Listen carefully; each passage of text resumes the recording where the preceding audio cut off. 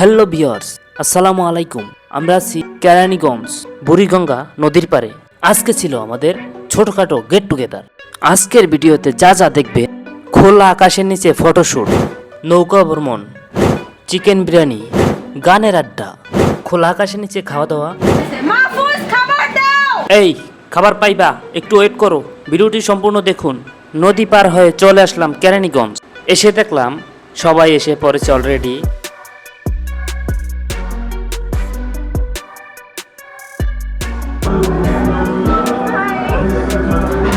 Camera দেখলে বান্ধবীরা যা করে। ভিউয়ার্স, আজকের আয়োজনটা মূলত আমাদের ছাদেই করা হয়েছিল।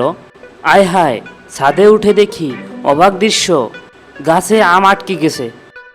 সরি গাইস, সরি, মানুষ আটকে গেছে ছাদে।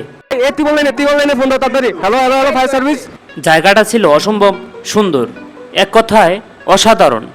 সমুদ্রের পাড়ে সবাই মিলে আড্ডা দেওয়ার পারফেক্ট জায়গা। এদিকে চলতেছে ভাগ্না জিল্লুর সাথে রেসলিং। ভাগ্নে জিল্লু হেরে গিয়ে ফাহিমকে মেরে জিল্লু তার মাল বুঝে নিল। এইদিকে বান্ধবীর দিকে ক্যামেরা ধরার পরে বান্ধবী বলে আমার শরম করে, আর এদিকে চলে আয়া চাঁদ মামা। বান্ধবীকে বললাম পশু তোর বিয়া, এমনি হাসতে লাগলো। আমি চলে আসলাম ছাদের উপর। ছাদের উপরে এসে দেখি মাহফুজদের আম গাছের আম সব তুলে খেয়ে নিয়েছে তারা। আমি অনেক চেষ্টার পরে একটি আম পেলাম। দেখুন কাণ্ড, আমার বন্ধু আমার থেকে আম নিয়ে তার গার্লফ্রেন্ডকে খাওয়াচ্ছে, তাও আবার ভিডিও কলে। একজন খাবারের জন্য কান্না করছে, আরেকজন বলছে হাই। এইদিকে সবাই খাওয়া দাওয়া শুরু করে দিয়েছে। খাওয়া দাওয়া শেষে আমরা চলে গেলাম খোলা আকাশের নিচে ফটোশ্যুট করতে। যাই হোক, ছবি তুলতে হবে, ক্যামেরা রেখে তাড়াতাড়ি চলে গেলাম ক্যামেরার ভিতরে ফ্রেমে। বললাম আওয়াজ দাও, আমাদের সেমিস্টার শুরু। ফটোশ্যুট শেষে চলে আসলাম।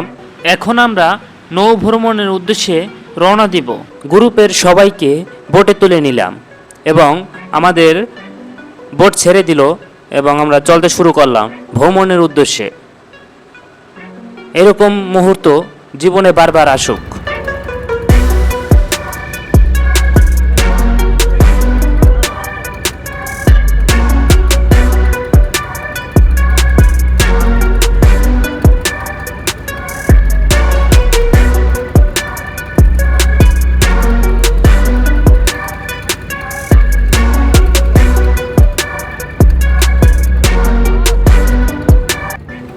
সবাইকে ধন্যবাদ এত সুন্দর একটা দিন উপহার দেওয়ার জন্যে। স্পেশালি মাহফুজকে ধন্যবাদ। এরকম মুহূর্ত আরও আমাদের হোক, এই আশাই করি আমরা।